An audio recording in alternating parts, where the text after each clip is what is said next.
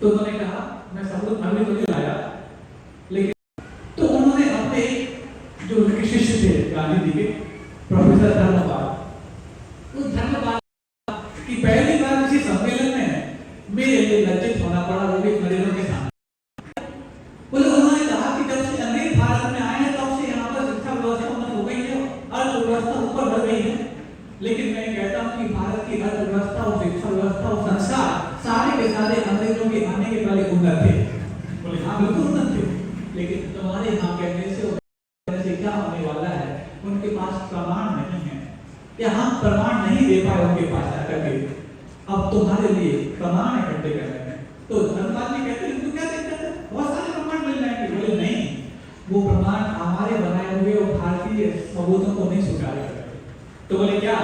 बोले जो यहाँ विदेशी सैलानी आकर के भारत की दशा को देख करके गए हैं, उस दशा को देख करके उन्होंने अपने गैजेटियर्स में जो लिखा है, जो वर्णन किया है, वो उनकी लाइब्रेरी में जाना बंद कर दिया है। लंदन जाओ, जर्मनी जाओ, यहाँ जाओ, वहाँ जाओ, चाइना जाओ, वहां पर उनके सबूत मिलेंगे और उन सबूतों को ये धर्म नहीं मानेंगे। बोले ऐसा? बोले हाँ, और ये काम तुम्हें करना है। मैं तुम्हें आदेश देता हूँ कि तुम इनकी वाचनालयों में, लाइब्रेरी में जाकर के ये प्रमाण इकट्ठा करो कि भारत की व्यवस्था अंग्रेजों के आने के पहले कैसी थी। तो धर्मपाल ने गांधी जी की बात को मानते हुए अपने जीवन के 40 साल बिताए। कितना? 40 साल। तो इतनी सी बात को प्रमाणित करने के लिए उन्होंने अपने जीवन के 40 साल बिताए और 60,000 पन्नों का दस्तावेज पूरे भारत के अलावा अन्य देशों से लेकर के आए, और इसके लिए उन्होंने एक जर्मन लेडी से शादी भी की। क्यों? क्योंकि जर्मन लाइब्रेरी में यदि आपको जाना है तो वहां की नागरिकता अनिवार्य है, और नागरिकता के लिए आपको यहाँ पर कुछ होना अनिवार्य है। तो क्या कर सकते थे? तो उन्होंने अपने देश को समर्पित ऐसे भाव रखने वाली स्त्री से शादी की, उन्होंने उसको सपोर्ट भी किया और उसने भी सपोर्ट किया। ऐसे 60,000 पन्नों का दस्तावेज वो लेकर आए जिनमें प्रमाण मिलता है कि भारत की अर्थव्यवस्था, स्वास्थ्य व्यवस्था, शिक्षा व्यवस्था, मेटलर्जी और जो भी विज्ञान हो सकते हैं अंग्रेजों के द्वारा दफन कर दिए गए हैं। हमारे पास विज्ञान इससे भी ज्यादा बेहतरीन तरीके से था। फिर उन्होंने 60,000 पन्नों को इकट्ठा करके 10 वॉल्यूम की पुस्तकें तैयार की, जिनमें से 2 पुस्तकें आपको पढ़नी है। एक इंग्लिश में भी है और हिंदी में भी है। हिंदी में रमणीय वृक्ष, जो इंग्लिश में उसका है ट्रांसलेशन अ ब्यूटीफुल ट्री, और दूसरा 18वीं सदी में भारत में विज्ञान और तंत्र, science and technology 18th century. ये 2 पुस्तकें आप पढ़ लोगे तो आपको अपना इतिहास गौरवान्वित करने वाला सामने आएगा। हम क्या समझते हैं कि अंग्रेजों ने आकर के हमारे लिए बहुत कुछ बरकत दे दी है, अरे जितनी बड़ी मशक्कत उसने हमारे लिए दे दी है उसके बड़े दुनिया में करने वाला तो कोई नहीं। अब आपको बता दें, ये वाली बात चल रही थी हाउस ऑफ कॉमन्स में लंदन में, जो ब्रिटिश की पार्लियामेंट है ब्रिटेन की। तो वहां पर एक बात आई, एक भी अंग्रेज बोलता है जिसका नाम था लॉर्ड मेकाले। नाम सुना है? क्योंकि ये पूरा जो वर्तमान में शिक्षा व्यवस्था और भाषा का तंत्र चल रहा है उसका मुख्य जनक है लॉर्ड मेकाले। उसने ब्रिटिश संसद में एक बयान दिया कि I have travelled all over India, I have not seen any thief and any beggar in India. कि मैंने पूरे भारत देश की यात्रा की, चारों तरफ से ओर से की, लेकिन एक भी भिखारी और एक भी चोर मैंने भारत में नहीं देखा। ये उस समय की बात है जब अंग्रेज आए हुए थे, और ऐसे इतनी समृद्ध परंपरा, समृद्ध संस्कृति और समृद्ध शिक्षा व्यवस्था जो भारत की है, यदि हम भारत पर किसी प्रकार से राज करना चाहते हैं तो इनकी समृद्ध शिक्षा व्यवस्था को तोड़े बगैर संभव नहीं कर सकते। इनको अपनी भाषा, संस्कार और संस्कृति पर इतना अभिमान है कि इसके बलबूते हम इन पर राज करें, ये स्वप्न बन जाएगा, हमें वापस इन्हीं लौटना पड़ेगा। तो उससे पूछा गया कि तुम्हारे पास क्या स्ट्रेटेजी है, तुम्हारे पास क्या नीति है कि हम भारत पर बहुत दिनों तक वर्षों तक राज कर पाए, क्योंकि 300 साल तक फिरंगी आपके ऊपर राज कर गए बिना किसी रणनीति के तहत कर गए। ऐसा है क्या? पहली रणनीति बनाई गई कि इनको अपनी शिक्षा और अपनी भाषा से ऐसा परहेज करा दिया जाए कि ये दिखे तो ऊपर से भारतीय लेकिन इनकी आत्मा अंग्रेज बन जाए। ऐसी शिक्षा व्यवस्था को तोड़ने का षड्यंत्र लगाया गया, वो भी कानून के तहत। और कानून के तहत सबसे पहला कानून आया, गुरुकुल में पढ़ना अपराध है।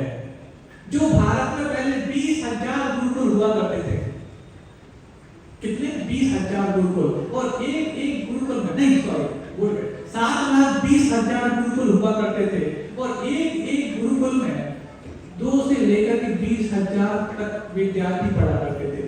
आपको जान के हैरानी होगी कि 20,000 बच्चों को पढ़ाने के लिए कितने अध्यापक लगते होंगे? कुल 5 अध्यापक 20,000 विद्यार्थी को पढ़ा सकते हैं क्या? हाँ, पढ़ा सकते हैं। कैसे पढ़ाएंगे? तो 5 जो अध्यापक हैं वो सबसे ऊपर वाली कक्षा को पढ़ाएंगे, वो जो ऊपर वाली कक्षा है अपने से नीचे वाली कक्षा के विद्यार्थी को पढ़ाएगी, जो नीचे वाली कक्षा है अपने से नीचे, ऐसे करते करते मॉनिटर सिस्टम के माध्यम से पूरा का पूरा सिर्फ 5 अध्यापकों के माध्यम से 20,000 विद्यार्थी पढ़ा करते। तो इस शिक्षा व्यवस्था की इतनी उन्नत आकार को देखकर के सबसे पहला कानून लाया गया कि भारत को गुरुकुल से मुक्त कराना है। जब गुरुकुल से मुक्त हो जाएंगे तो फिर इनके कुल में गुरु बचने वाले कहां? और इस षड्यंत्र के तहत उन्होंने पहला अपना अंजाम और सफलता से पार किया और ये हो गया। फिर उसके बाद मातृभाषा में शिक्षा प्राप्त करना भी अपराध है। जब कानून के तहत इन चीजों को अपराध सिद्ध कर दिया जाएगा तो कौन है जो अपराधी बनकर के जेल जाएगा? तो गुरुकुल में पढ़ना भी बंद कर दिया और हिंदी भाषा में पढ़ने के भी लोग करने लग गए। जैसे कि आप लोग करते हो, अंग्रेजी के जाने के बाद भी जो हिंदी माध्यम में पढ़ता है उसको आप ऑर्थोडॉक्स मानते हो, उसको आप कटिया मुस्लिम मानते हो, उसको आप जाहिल जमात मानते हो और अपने आप को इंडियन कहलाने में बहुत बड़ा फख्र महसूस करते हो। जबकि इंडियन शब्द की ऑक्सफोर्ड डिक्शनरी के 6th एडिशन में उसकी जो परिभाषा लिखी है सुन करके आपको लगेगा कि we are Indian means we are offensive, we are celebs, old fashioned criminal person। क्या बर्दाश्त करोगे? भारतीय का मतलब पुराने, इंडियन का मतलब क्या? पुराने धर्मे के आपराधिक लोग, दास व्यवस्था के लोग, क्रिमिनल लोग। क्या इंडियन का मतलब ये होता है? तो आप वी आर इंडियन कहकर के अपने आप को पीठ थपथपाने लायक बना सकते हो, लेकिन हम कहते हैं, कब से कहते हैं वी आर इंडियन। ये इंग्लिश ने ही भारत में 2 भेद पैदा कर दिए, एक भारतीय और एक इंडियन। इन्हीं ने हमारे बच्चों को अपने जड़ों से दूर करने का सबसे बड़ा बेड़ा उठाया है इस इंग्लिश भाषा से। अब सुनो, जब ये कानून वहां पर आया तो ये सबको अलग कर दिया गया। उस वक्त जब भारत में 7,20,000 गुरुकुल थे, आपको पता होना चाहिए कि उस वक्त ब्रिटेन में कितने स्कूल थे? पता है आपको? ब्रिटेन में उस समय 200 स्कूल खोले गए थे जब भारत में 7,20,000 गुरुकुल हुआ करते थे। और 200 स्कूलों की व्यवस्था की आप देख लो तो 20 बाई 20 का एक कमरा होता था जहां पर ठूस करके बच्चों को पढ़ाया जाता था। और कह दिया गया था कि जो वहां का सम्राट है या जो वहां के राजा हैं, राजघराने के लोगों को अथवा राजघराने में काम करने वाले लोगों को ही पढ़ना अनिवार्य है, बाकी आम लोगों को पढ़ने की कोई आवश्यकता नहीं। शिक्षा के बारे में ब्रिटेन में जब इस प्रकार की नीति थी और वो यहाँ आकर के हमें शिक्षित करके और ऐसा आप मान रहे हो तो किस आधार पर मान रहे हो? जिनको शिक्षा का शाही हमने सिखाया और हम पर आकर के वो कहते हैं कि हमने आपको उन्नत बना दिया।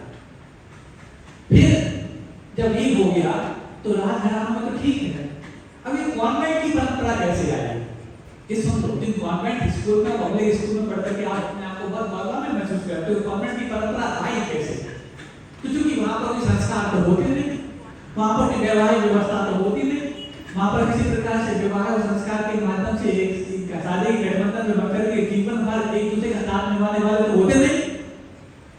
अनैतिकता के माध्यम से जब बच्चा पैदा हो जाता, नाजायज बच्चा जिसको बोलते हैं, तो थे, उन बच्चों को चर्च के बाहर घंटा बजा करके छोड़ आते थे। ऐसे वो लावारिस बच्चे, ऐसे वो अनाथ बच्चे, जिन बच्चों को उनके माता पिता जिनों के विवाह तो हुआ नहीं था और बच्चे पैदा हो गए तो उनको वहां जाके छोड़ आए घंटा बजा करके। उन बच्चों को जो वहां का अंदर का जो कुछ पादरी होता था उसको बोलते हैं फादर। फादर इसलिए कि उन बच्चों को पालता था, इसलिए फादर वो पालता था। तो उन बच्चों को जहाँ पढ़ाया जाता था, सिखाया जाता था, कुछ संस्कार छोटे मोटे दिए जाते थे, उनका नाम था कॉन्वेंट। यानी अनाथ आश्रम या अनाथ बच्चों का जो स्कूल होता है उसका नाम कॉन्वेंट। आप लोग सब अनाथ हो कि नाथ? क्या आपके नाथ मौजूद नहीं? और यदि आप लोग कॉन्वेंट में पढ़ करके आए हैं तो क्या साबित करके आए हैं आपको अनाथ की नाथ?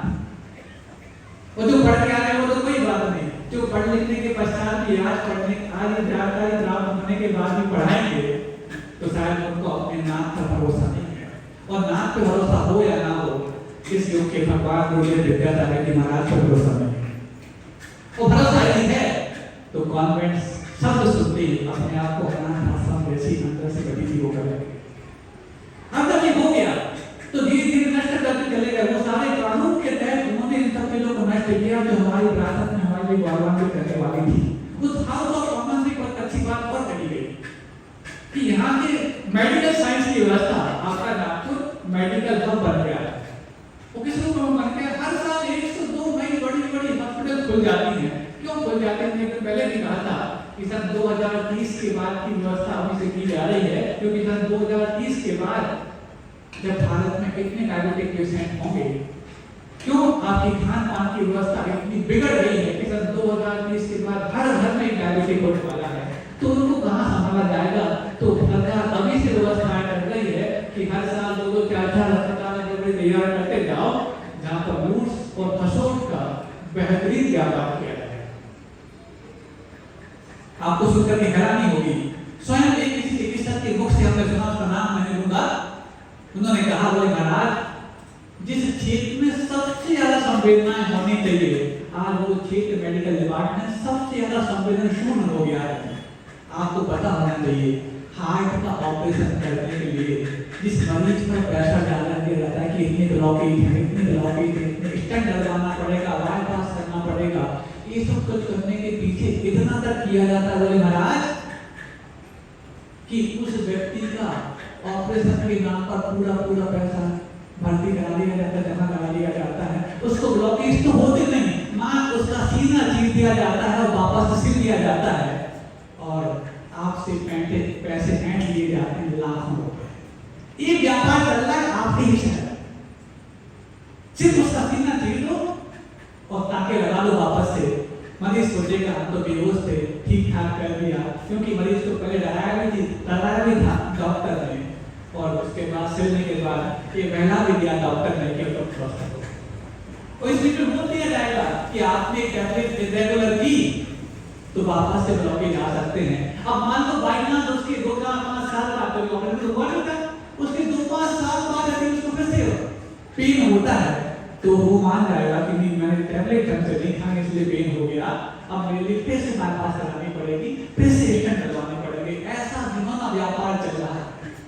तो उस हाउस ऑफ कॉमन्स में उस अंग्रेज ने कहा कि यहाँ की शिक्षा व्यवस्था तो थी, यहाँ की स्वास्थ्य सेवा भी इतनी उन्नत थी कि यहाँ पर प्लास्टिक सर्जरी आज से 1000 साल पहले शुरू हुई और उसके पहले शुरू हुई। प्लास्टिक सर्जरी वो भी भारत जैसे जाहिल देश में, जहाँ पर सभी लोगों का बीन बजाना होता है, जहाँ पर दाढ़ी दौड़ा करना होता है, वहाँ पर प्लास्टिक सर्जरी हो सकती है? बोले हाँ होती है। इसका मौजूदा जीता जाता प्रमाण में स्वयं ऐसा अंग्रेज बोलता है हाउस ऑफ कॉमन्स। क्या बोलता है? बोले जब मैं किसी वहाँ की एक रियासत के सम्राट से युद्ध कर रहा था तो मेरे पास पूरी शक्ति नहीं थी, मेरे पास पूरी सेना नहीं थी, तो मैं वहां पर पिछड़ने लग गया। तो जब पिछड़ने लग गया तो सम्राट ने मेरे लिए बंदी बना करके मेरी नाक काटी और मुझे भेज दिया। बोले जब तुम हार गए थे तो तुम्हारी सिर्फ नाक क्यों काटी, गला क्यों नहीं काटा? तो जवाब देता है अपने अंग्रेज संसद में कि वहां के राजा इतने इज्जतदार होते हैं कि किसी की नाक काटने कोई सब कुछ करना मानते हैं, वो किसी को गले से काट करके वो जान से मुक्त करना लगाए, एहसान से मुक्त करना चाहते थे, नाक मार काट के छोड़ दिया। तो फिर क्या हुआ? बोले फिर उसके बाद ये हुआ कि मैं कटी हुई नाक को दबा करके भाग रहा था। जंगल में एक मेरी पॉटकीपर मिला। पॉटकीपर समझते हो? कुम्हार उसको बोलते हैं। तो कुम्हार बोलता बोले फिरंगी कहाँ जा रहे हो, कहाँ भागी जा रहे हो? अरे बोले क्या कोई बताओ, मेरी नाक कट गई है। बोले नाक कट गई तो क्या बात होगी, मैं जोड़ दूंगा। अरे तो घड़े जोड़ने वाले हो, वो भी टूट जाते तो इतना करके तुम्हें नाक क्या जोड़ोगे? बोले आओ मैं बताऊंगा। वो अपने अंदर गया, कुछ औषधि तैयार की गई होती लाया और पीठ फाड़ करके कहा तुम चिंता मत, तुम्हें ठीक कर दूंगा। और उसके बाद उसने वो लेप लगाया। आज मैं सारी संसद में बोल रहा हूँ, किसी को मेरी नाक कटी हुई लगती है क्या? बोले नहीं लगती। बोले एक भारत देश के कुमार ने मेरी प्लास्टिक सर्जरी की। ये आपका वैभव है, ये आपका इतिहास है, ये आपका गौरव है। और आज आप अपनी प्लास्टिक सर्जरी कराने जाओ तो अपने ही पैरों की खाल निकाला करके अपने नाक में जुड़वा करके आते हो और अपने मेडिकल साइंस को बहुत डेवलप करते हो। ये उस समय ऐसे इंस्ट्रूमेंट थे। सर्जरी का सबसे बड़ा प्राथमिक केंद्र तो भारत ही था, क्योंकि अमेरिका में भी एक स्टेडियम पे लिखा है, जो सुश्रुत की मूर्ति है उसमें लिखा है father of surgery. Father of surgery आज पूरे विश्व का यदि मेडिकल साइंस मानता है तो किसको मानता है? सुश्रुत को, जो सुश्रुत भारतीय थे। सुश्रुत संहिता जिनके द्वारा लिखी गई, उन भारतीयों के द्वारा तैयार किया हुआ इतना बड़ा वैभव जो स्वास्थ्य सेवा में रत है, आज उन्हीं सुश्रुत के जो वंशज हैं, जो आयुर्वेद को मानने वाले हैं, उनके लिए आज के एलोपैथिक वाले ये सुप्रीम कोर्ट तक पहुंच गए कि आयुर्वेदिक वाले सर्जरी कैसे कर सकते हैं? सर्जरी करने का अधिकार और सब कुछ ज्ञान तो एलोपैथी के पास है। अरे ये भूल गए कि तुम्हें सर्जरी करने का तखाया तो सुश्रुत ने दिखाया, जो आयुर्वेद आचार्य थे। ऐसे गौरव तो हमारे पास होने के बावजूद भी और आपके गौरव को आप तक पहुंचाने का जिम्मा गुरुदेव आचार्य विद्यासागर जी महाराज ने उठा लिया है, उसके बावजूद भी आप पता नहीं इस इंग्लिश भाषा के चक्कर में अपने गौरव को भूलने के लिए अब सुनो। और जब ये हुआ, इतनी सब बात हो गई तो उस संदर्भ में हैरानी व्यक्त की गई कि उनके पास इंस्ट्रूमेंट कहाँ नहीं। तो बोले सुश्रुत संहिता पढ़ लो, उसमें स्टेनलेस स्टील जो मेडिकल इक्विपमेंट तैयार करने की सबसे उचित धातु मानी जाती है, वो तो सबसे पहले सुश्रुत ने बना के रखी है। आपके लिए जो जंग रहे तो लोहा होता है, जिसको स्टेनलेस स्टील बोलते हैं, जिसके स्टील के बर्तन आपके घर में आ गए, ये शुरुआत यदि किसी ने बनाने की तो भारतीय ने की। इसका जीता जागता उदाहरण है मेहरौली का स्तंभ जो दिल्ली में है, जो आज जंग लगे बगैर 1000 साल से खड़ा। ऐसा मेडिकल का डिपार्टमेंट, मेडिकल डिपार्टमेंट, स्वास्थ्य सेवाओं का डिपार्टमेंट, शिक्षा व्यवस्था और क्या क्या आपके पास नहीं था, लेकिन हम पेश किए इसलिए क्योंकि इंग्लिश भाषा को माध्यम बना करके हमारे दिमाग में जो कीड़ा घुसाया जाता है कि सबसे पहले तुम अपने गौरव को भूलो, सबसे पहले तो अपने इतिहास को भूलो। अब आपको एक चीज और बता दें, आज टॉप 5 फार्मा कंपनी में जो शुमार हैं, उनमें से एक कंपनी का नाम बताने बगैर उसकी बात कहने जा रहा हूँ, जिसका नाम यदि आप सुनना चाहते तो अलग से मैं वहाँ बता दूंगा, सबके सामने मंच बोलना आप अच्छा नहीं माना जाता। क्या जो 5 बड़ी विश्व की फार्मा कंपनी है जो एलोपैथिक दवाओं का निर्माण करती हैं, उनमें से एक कंपनी के रिसर्च पर्सन से गुरुदेव का एक भक्त मिलकर के आया, जिसका नाम है चंद्रांत सामंत, जो स्वयं आईआईटीएन है। स्वयं आईआईटीएन इंग्लिश माध्यम में तो पढ़ा है, उसने पुस्तक लिखी है अंग्रेजी माध्यम का भ्रमजाल, पढ़नी है आपके लिए, आप पढ़ सकते हैं। तो वो जब उस फार्मा कंपनी के रिसर्च पर्सन से मिलकर के आया तो गुरुदेव को उसने वाली बात बताई। मैं गुरुदेव के पास नहीं बैठा हुआ, तो जबलपुर की बात है। वो कहता है गुरुदेव कि जो 5 सबसे बड़ी कंपनियों में से एक बड़ी कंपनी जिसका नाम उसने बताया गुरुदेव के सामने, उस बड़ी कंपनी के रिसर्च पर्सन से मिलकर आया, उसने बताया कि कंपनी की तरफ से मुझे एक गाइडलाइन जारी हुई है, एक निर्देश जारी हुए हैं कि जो दवा तुम बना रहे हो, उस दवा की वैक्सीन हो चाहे वो मेडिसिन हो, कुछ भी हो, उसका फार्मूला ऐसे बनाना ताकि दवा खाने के बाद अथवा वैक्सीन लगवाने के बाद आदमी ठीक भी ना हो और आदमी मरे भी ना। क्योंकि ठीक हो जाएगा तो हमारा नुकसान हो जाएगा, वो मर जाएगा तो हमारा नुकसान हो जाएगा। मतलब वो मरीज दवा भी खाता रहे और दवा उसको खाती रहे और धीरे धीरे मर जाए। आज सारी व्यवस्थाएं, वो सारी बीमारियां ऐसी ही तो हो गई हैं। अरे बीमारी तो वो होती थी जो दवा लेने के बाद ठीक हो जाए, और दवा तो वो होती थी जो बीमारी में लगाने के बाद बीमारी ठीक हो जाए। लेकिन आज बीमारी भी चलती रहती है और दवा भी चलती रहती है। ये उन्हीं कंपनियों का षड्यंत्र है जो आपके आयुर्वेद की गौरव को आपसे बनाने के लिए मस्त है। ये उन्हीं का षड्यंत्र है। अब सोचो, जब वो कंपनी गाइडलाइन जारी कर रही है कि तो फॉर्मूला ऐसे बनाना कि आदमी मरेगी ना और ठीक भी ना हो, इसका मतलब वो फॉर्मूला ऐसा बना सकते जिसमें ठीक हो सकता है, लेकिन बनाएंगे नहीं, क्योंकि बना लेंगे तो आप एक बार में ठीक हो जाए।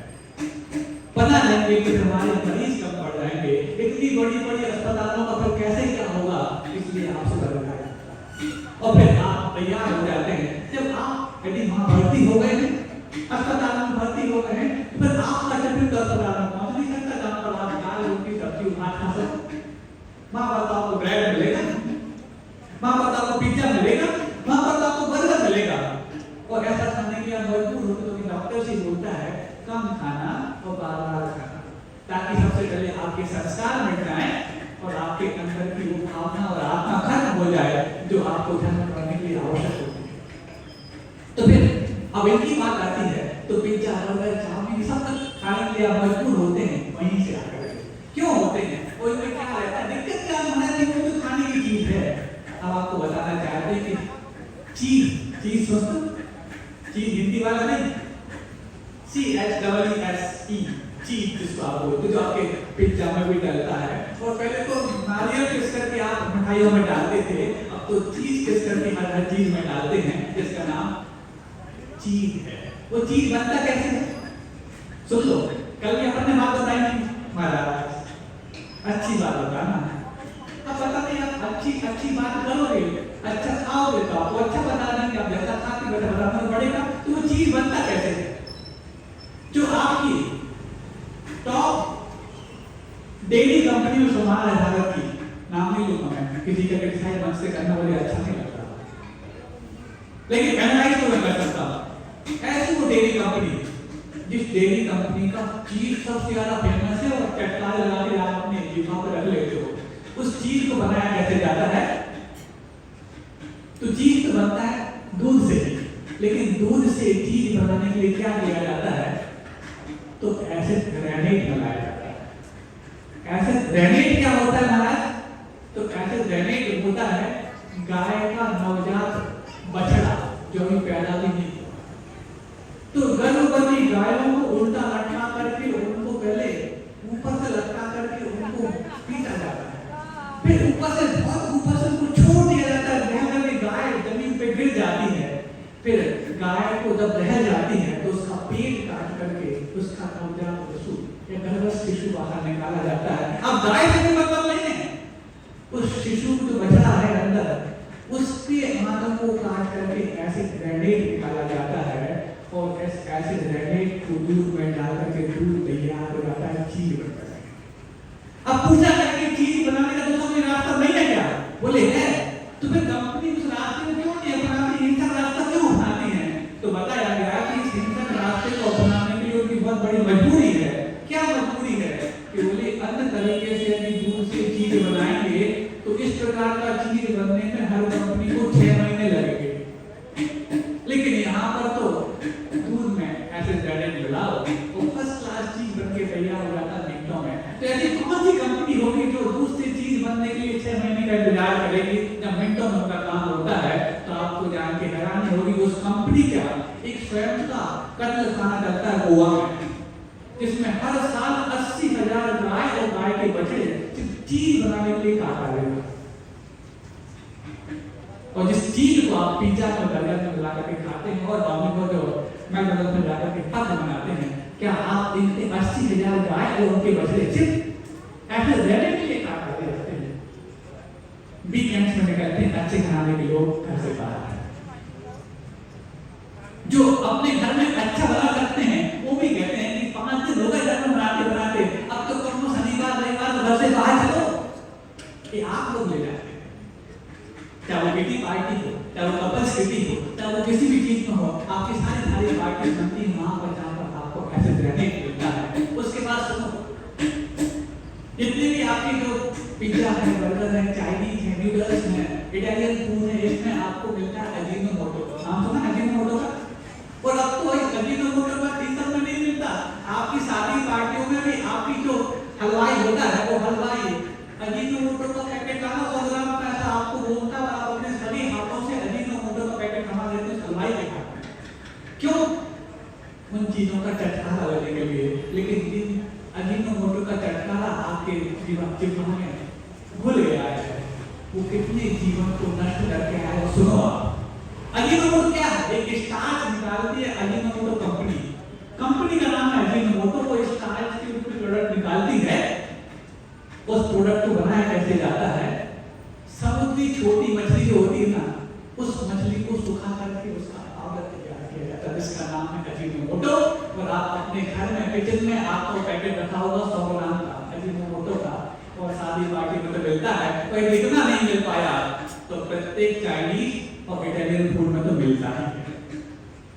तब तो जाकर के आपकी रूह नहीं कांपती, तब तो जाकर के आपकी संवेदनाएं खत्म हो गई हैं, तब तो जाकर के करोड़ों जीवनानंद के सूत्र गायब हो गए हैं, और अहिंसा परमो धर्म का सूत्र भी दुबक करके सो गया। क्यों? आप सब मांसाहार करने के इतने आदी हो गए हैं कि आपकी आत्मा बचोटती है शाकाहार को स्वीकार। क्यों हो रहा है? क्योंकि इस षड्यंत्र के तहत आपके दिमाग में ये विक्षेप बनाया गया है कि नहीं, इन लोगों को अपने गौरव, अपने संस्कार, अपने खान पान, अपने वेशभूषा से वंचित कर दिया जाए। पहले किसी एक आध बच्चे का कपड़ा नहीं जाता था तो उसको दरिद्र माना जाता था, लेकिन अब तो जीन्स में यदि 50 ठेके ना लगे तो उसको रईस नहीं माना जाता। धर्मग्रंथ में लिखा है कि जो कटे हुए, फटे हुए, जले हुए, चूड़ी से काटे हुए वस्त्र पहनते हैं, ये वस्त्र दरिद्रता को आमंत्रित करने के सबसे बड़े कारण है। रईस होकर के भी पैसा ज्यादा हो गया हो तो फटे कपड़े पहनना, लेकिन फटे कपड़े सिखाए किसने? क्योंकि आपकी रईसी को देख करके ईर्ष्या हुई अंग्रेजों को, उन्होंने इंग्लिश भाषा के माध्यम में आपको सिखा करके बता दिया कि ये फैशन है। आपके संस्कारों को फाड़ा जा रहा है, संस्कारों को तोड़ा जा रहा है, संस्कारों को काटा जा रहा है, और बदले में आपके लिए ऐसे प्रश्न ला के दिए जा रहे हैं। भूषा की बात में आज निकल सब बातें चलेगी, भाषा की भी चलेगी, भूषा की भी चलेगी, भोजन की भी चलेगी। अब सुनो, भूषा की बात कर लो। अब भूषा की जहां तक बात आती है, वो भूषा नहीं जो गाय भैंस खाती है, भूषा नहीं, भूषा, वेशभूषा की बात मैं कर रहा हूँ। तो ऐसे कपड़े देखो, पहले क्या होता था, किसी बच्चे से कहो, अरे तेरा कपाल, तेरा भाग तो बहुत अच्छा है। क्यों? तेरा कपाल बहुत चमकता है। तेरे भाग होता था, इसको भाग कर तक मान देते। और ये प्रसाद करना क्या बोलते थे? ए कमर कस लो, काम करके दिखाना है, बोलते नहीं बोलते? समझ में आ रही बात नहीं? पीछे वालों को समझ में आ रही है? तो क्या बोलते थे? कमर कस लो, एक काम करके दिखाना है। मतलब कमर कसना मतलब प्रोत्साहन का सूचक है। वो ये जो कपाल है आपका, ये भाग, आपके भाग का सूचक है। आज दोनों ही बर्बादी की कगार पर पहुंच गए हैं, क्योंकि कुछ काम भाग्य से होते थे, कुछ काम पुरुषार्थ से होते थे, कुछ काम दोनों से होते थे। और इनके पास ना पुरुषार्थ ना भाग है, वो असफल हो जाते थे। आज दोनों ही नहीं है। क्यों? क्योंकि आपके जो भाल है, कपाल है, बालों से ढका रहता है, यहाँ से खाली कर देता है। और दूसरा कपाल, भाग तो ढक लिया बालों से, और यहाँ से खाली कर दिया दिमाग, और उसके बाद पुरुषार्थ जिसको कमर कसना माना जाता है, लोग वेस्ट पहन लिया। कमर ढीली है और भाल ढका है, भाग भी दबा हुआ है, वो पुरुषार्थ भी ढीला है, तो कहाँ सफलता मिलने वाली है? क्योंकि भाग और पुरुषार्थ इन दोनों को एक साथ जोड़ने पर तो सफलता मिलती है। आपके पास भाग भी ढीला, वो पुरुषार्थ भी ढीला। ये सब कुछ होने के बाद नहीं, अब और सुनो, अब आपके हम रसोई घर तक पहुंचते हैं। मगर शाम को तो बच्चा रसोई घर में, सुबह तो आप आते नहीं, मन की बात होती है। सुबह तो आप आते नहीं हो, तो शाम को आकर रसोई घर में घुसने की बात कहते हो, तो घुसने से आपको पहुंचा रहे हैं, आपकी मानसिकता को वहां पहुंचा रहे हैं। सुनो, हर घर में माइक्रोवेव है कि नहीं? है कि नहीं? हर घर में इंडक्शन कॉइल है कि नहीं? है? बता दें, ये माइक्रोवेव बना कैसे? तो माइक्रोवेव बना, किसी ने बनाया नहीं, अचानक बन गया। सन 1946 की बात है, रूस में, इस रूस देश में -40, -50, -60 का टेम्परेचर होता है, और ठंड इतनी कड़ाके की होती है। तो वहां पर एक सत्र था, जो मतलब वैज्ञानिक है, सत्र व्यक्ति था, वो कुछ भी कर रहा था। तो कुछ भी क्या कर रहा था, मैग्नेटिक ट्यूब थी, उसमें करंट फ्लो कर रहा था। अब कोई 17 व्यक्ति हो, करंट का तार पकड़ ले, किसी तरह से कर दे, तो आप बोलो ये क्या कर रहा, लेकिन वैसा कर रहा था। तो क्या देखता है, उसकी जेब में चॉकलेट रखी थी, वो पहनने लगी, उसको कुछ लगा कि कुछ गीला गीला लग रहा, ये क्या हो गया, इतनी कड़ाके की ठंड है, माइनस में टेम्परेचर है, तो चॉकलेट पहनने में मरेंगे। तो देखा उसने, होगा कुछ केमिकल रिएक्शन हो गया होगा। अब लेकिन फिर उसने ऐसे किया, तो क्या देखा, आसपास जो कुछ नमकीन के दाने थे वो फूटने लगे। ये क्या आश्चर्य है, चमत्कार होगा। फिर उसने दिमाग लगाया, कभी मैंने ऐसा किया था तो वो पहनने लग गई थी, आज मैंने ऐसा किया नमकीन के दाने फूटने लग गए, या कोई गर्मी तो है नहीं, कोई हीट तो है नहीं, तो ऐसा क्यों हो रहा है? अच्छा, इस कारण से होता है। तो फिर तीसरे दिन उसने क्या किया, एक कांच का बॉक्स तैयार किया, उसमें वो ट्यूब कर दी, करंट फ्लो कराया, तो चीजें गर्म होने लगी। बोले ये है, वो गर्म कैसे हुई, तो हुआ तो रेडिएशन के माध्यम से गर्म हुई, और उसका नाम रख दिया रेडिएशन कुकर। अब सुनो, रेडिएशन यदि कहीं हो रहा हो, आसपास पता लगता है, तो पूरा मोहल्ला खाली कर हो गया। तो 1946 में वो रेडिएशन कुकर का निर्माण हुआ, और उसके दुष्परिणाम सामने देखकर के रूसी सरकार ने 1976 में उस पर बैन लगा दिया। एक रूसी सरफरे से वो निर्माण हो गया था, और 30 साल के बाद उस पर बैन लगा दिया गया, और सारे भारतीय सरफरे उसको अपने घर में ले गए आ गए 21 शताब्दी में माइक्रोवेव ओवन के नाम से। और माइक्रोवेव ओवन करता क्या है, दिक्कत क्या है हमारा चीज से, तो 4 काम करता है, बालों का झड़ना, आंखों का सिकुड़ना, कैंसर का लाना, और दांतों का सड़ना, बहुत सारे काम ऐसे करता है। लेकिन सबसे ज्यादा उपहार देता है आपको कैंसर के रूप में। उस इसकी परिभाषा और इसका पूरा लेख लिखने वाले ने अंत में एक बात लिखी है, यदि आपको अपने दुश्मन से बदला लेना हो और आपके पास कोई हथियार ना हो, तो कुछ मत करना, उसको एक नया माइक्रोवेव ओवन लाके फेंट कर देना, आपका काम अपने आप हो। और आप लोग अपने घर में लाकर के माइक्रोवेव उठा रखे हो, पता नहीं किस से उसमें निकालना चाहते हो। ऐसे ही सेम हाल है इंडक्शन कॉइल। सोचो वो इंडक्शन कॉइल जिसके ऊपर प्लास्टिक की जो प्लेट रहती है वो तो गर्म नहीं होती, और आपके सारे के सारे चीजें खोलने लग जाती हैं। उसमें यदि कोई ईंधन होता, अग्नि होती, तो सबसे पहले प्लास्टिक की जो प्लेट वो गर्म होती, लेकिन आपके वो बर्तन की चीज गर्म क्यों हो जाती है? ईंधन नहीं है, अग्नि नहीं है, वो तो ऐसी रेत वहां से उत्पन्न करती है कि वो रेत हर वस्तु का, चाहे वो लिक्विड चीज हो चाहे वो सॉलिड चीज हो, उसका एक इलेक्ट्रॉनिक विन्यास होता है। उस इलेक्ट्रॉनिक विन्यास की जो इलेक्ट्रॉन्स हैं उनमें आपस में घर्षण कराती है बहुत जोर से। जैसे गर्मी ना भी हो, आप अपने हाथों को रगड़ेंगे तो क्या गर्मी आती कि नहीं आती? ऐसे हर मॉलिक्यूलर स्ट्रक्चर को, मॉलिक्यूल्स को फ्रिक्शन कराती है, घर्षण कराती है। उस घर्षण से वो आपस में गर्म होने लग जाते हैं, और उसका जो मॉलिक्यूलर स्ट्रक्चर है वो डिस्टर्ब हो जाता है, यानी विकृत हो जाता है। और विकृत चीज यदि आप खाओगे तो कैंसर और क्या है, विकृति तो है, गांठ ही तो है। कैंसर की गांठ होती ना, अनावश्यक जो सेल्स जनरेट होने लग जाती है, का नाम तो कैंसर है। वो एक इंफेक्शन और माइक्रोवेव की है। और अब तो ये आपके घरों में होता तो फिर भी ठीक है, अब तो आपकी जॉब तक पहुंच गया है।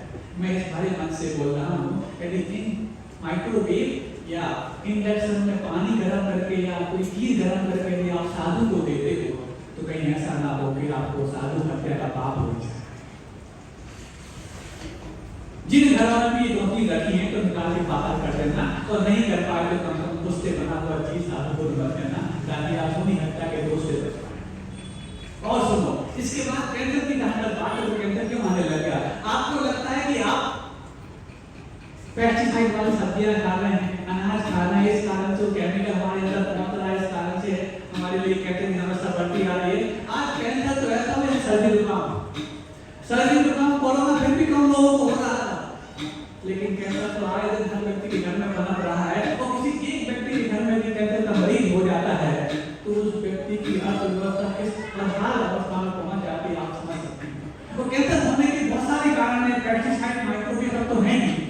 एक बहुत बड़ा कारण बन चुका है आपके घरों में आया हुआ रिफाइंड तेल। क्यों? पेस्टिसाइड यदि सब्जी में डलता है, अनाज में डलता है, मान में डलता है, लेकिन फिर भी वो आकाश की धूप से, हवा से थोड़ा बहुत डायरेक्ट हो जाता है। लेकिन जिस रिफाइंड तेल को आप अपने घर में इस्तेमाल करते हैं, सोया रिफाइंड, डबल रिफाइंड और ट्रिपल रिफाइंड हो, सिंगल रिफाइंड करने में 7 केमिकल यूज होते हैं, डबल रिफाइंड करने में 14 केमिकल यूज होते हैं, और ट्रिपल रिफाइंड करने में 20 केमिकल का इस्तेमाल होता है। ये केमिकल वो सब्जी और अनाज में वाला केमिकल तो फिर भी बहुत उड़ जाता है, लेकिन रिफाइंड तेल में पूरा का पूरा केमिकल उसमें रहकर वो जहरीला बना देता है। इस जहर को खाकर के सबसे ज्यादा कैंसर बना रहा है, पर आप रिफाइंड तेल नहीं छोड़ पाते। तो मतलब कौन सा तेल खाएं? फिल्टर वाला, फिल्टर डबल फिल्टर वो खाओ। लेकिन रिफाइंड तेल को यदि आपके घर में रखा है, ये बस उतना इतना खत्म कर लें, उसके बाद आप उसको बाहर कर देंगे, वो सत्ता को जितना बचा है वो आपको खत्म करने के लिए पर्याप्त हो। ये रिफाइंड तेल को अपने घर से बाहर कर दीजिए। कोई भी रिफाइंड, क्या सोया रिफाइंड हो, चाहे वो सूरजमुखी रिफाइंड हो, मूंगफली रिफाइंड नहीं, फिल्टर वाला फिल्टर में छनता है, वो रिफाइंड में केमिकल के माध्यम से मिक्सर होता है, जहर बन जाता है। बहुत सारी बातें करनी है, आज तो समय पूरा हो गया, महाराज क्या करें। आप हमें रसोई तक पहुँचते पहुँचते शाम को भी जल्दी वापस लौट जाते हो, वो सुबह का आप आते नहीं। अहिंसा पर बोल करने की मोदी समाधि परिणाम सिद्धि सात्मोपलब्धि शिक्षा की सिद्धि चिंता हमें चिंतित वस्तु दाने कौन हमें मानस